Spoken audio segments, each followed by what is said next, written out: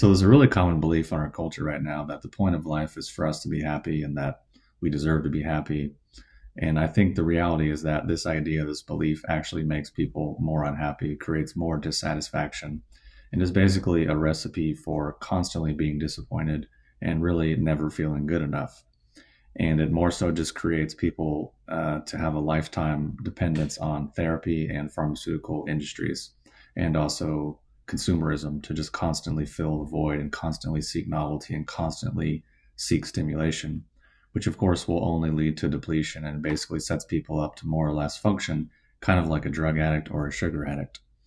And practically speaking, what happens is people start analyzing, dissecting, fixating, and hyper focusing on what they feel. And of course, that just creates more dissatisfaction.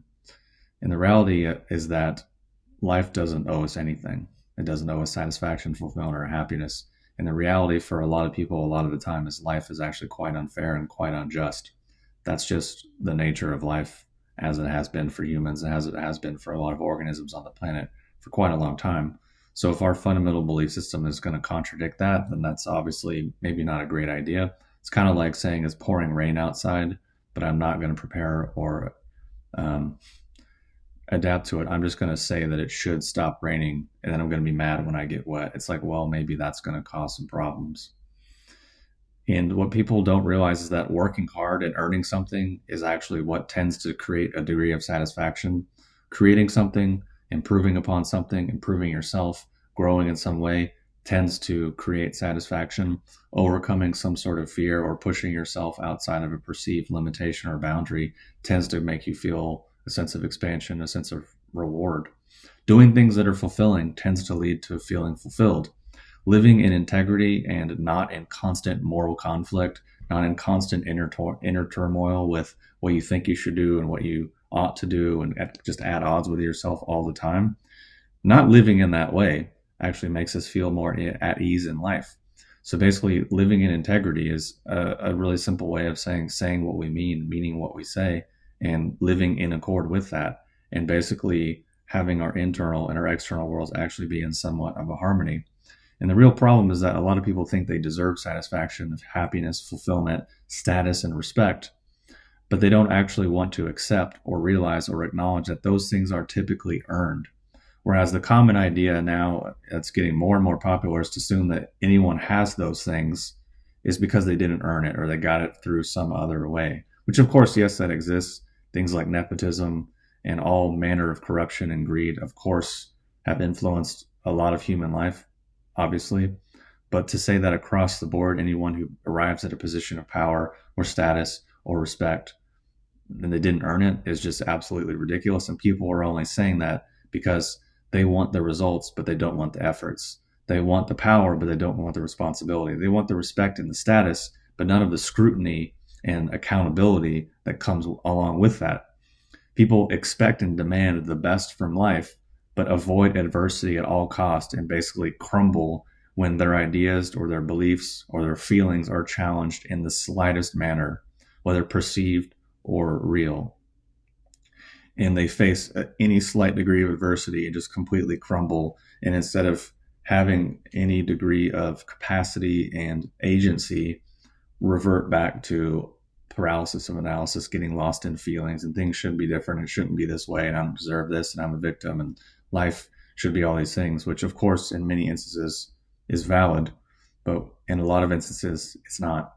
And as a chronic long-term way of living life, obviously doesn't make much sense and will probably not lead to positive outcomes, because living a life that you really don't believe in creates moral conflict. It creates internal conflict, and you're basically your jumping off point is self-deceit and lying to yourself, which of course isn't going to create a positive feeling in any way, shape, or form. Doing tasks that you believe and feel are pointless will in the long term make people feel empty. Doing things that are temporarily stimulating but depleting in the long term will of course make someone depressed. So if that could be like eating excessively, playing video games, movies, stimulation that way, like pornography, spending time on your phone, social media, basically a lot of the things that people are filling their lives up, maybe working a job they don't really like, they don't really enjoy, and they're not trying to improve it or make the best of it anyway. And then they're distracting themselves with being on their phones and looking at minutia and getting lost in movies, TV shows, and music, and stimulants and caffeine and drugs and weed and alcohol and psychedelics and plant medicines. Basically, all these like crutches, all these coping mechanisms, which aren't going to address the root cause in any way, shape, or form, which is basically realizing the simple cause and effect relationship between a lot of these things, because people are focusing on feelings as if they are, in essence, causes, but in the reality, they're oftentimes just effects, they're side effects, they're byproducts. Because endlessly analyzing the how and why of negative emotions just tends to create more of them. You just find more negative emotions, and you get better at feeling those negative emotions, which is different than applying logic, applying common sense, applying pragmatism, and honestly just being a bit of a dick, being a bit of an asshole, being a bit harsh, critical, and judgmental to actually identify and solve a problem, which is a completely different thing that a lot of people aren't willing to do. Because in order to do that, you'll have to admit, oh, I'm wrong. Oh, I'm wrong about all these things. Oh, I had all these beliefs that were incorrect. Oh, I was lying to myself for all these years. Or maybe I just don't know what I really want, or don't know what's actually fulfilling, or don't know what I actually want to do. I don't know what I actually believe or think or feel, or who I am really as a person.